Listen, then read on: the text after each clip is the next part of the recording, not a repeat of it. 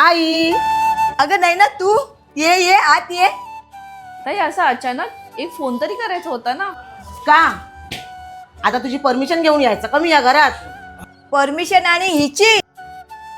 अगं तुझी आई अजून जिवंत आहे आणि जरी मेले ना तरी हक्काने यायचं या घरात. हे घर माझं आहे. अहो आई तसं नाही, मला फक्त एवढंच म्हणायचं होतं, ताईंसाठी जेवणात काहीतरी स्पेशल बनवलं असतं. अगं कशाला काळजी करतेस त्याची? मी आता मस्त महिनाभर राहायला आले बघ. तुला जी काय सोय करायची आहे ना ती करत बस. ताई काय तू महिनाभर इथे राहणार आहेस? आता तुला तरी काय प्रॉब्लेम झाला? अगं ताई तसं नाही ग, तू इथं महिना काय 6 महिने राहा, मला काही प्रॉब्लेम नाही. पण तिथे तुझ्या सासू सासऱ्यांचं काय, त्यांच्याकडे कोण बघेल? तू त्याची काळजी करू नकोस. माझा नवरा आहे त्यांची काळजी करायला. अगं ताई पण अहो बस करा आता. ताई जाऊ तुम्ही फ्रेश होऊन घ्या. हा चल ग.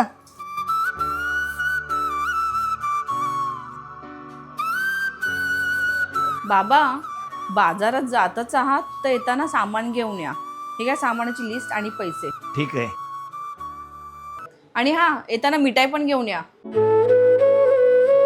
अगं आई, आमच्या घरी कोणी पाहुणे आले ना तर मिठाई सुद्धा आम्हाला घरीच बनवावी लागते. आणि तुझी सून तर किती मोकळ्या हाताने खर्च करते, पण तिच्याकडे एवढे पैसे येतात कुठून? तुझ्या भावालाच विचार ना.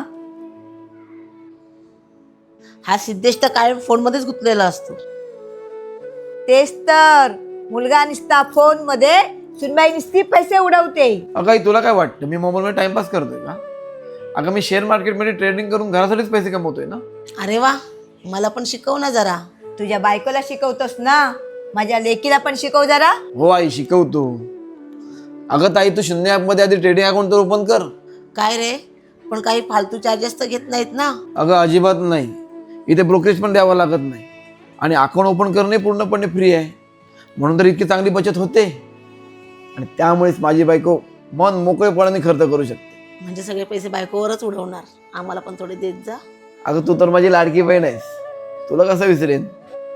देतो. फक्त पैसे कमावणं पुरेसं नसतं, तर ते योग्य ठिकाणी इन्व्हेस्ट करणंही तितकंच महत्त्वाचं असतं. म्हणूनच आजच शून्य ॲपसोबत तुमची इन्व्हेस्टमेंट जर्नी सुरू करा. लिंक बायोमध्ये आहे, आत्ताच डाउनलोड करा.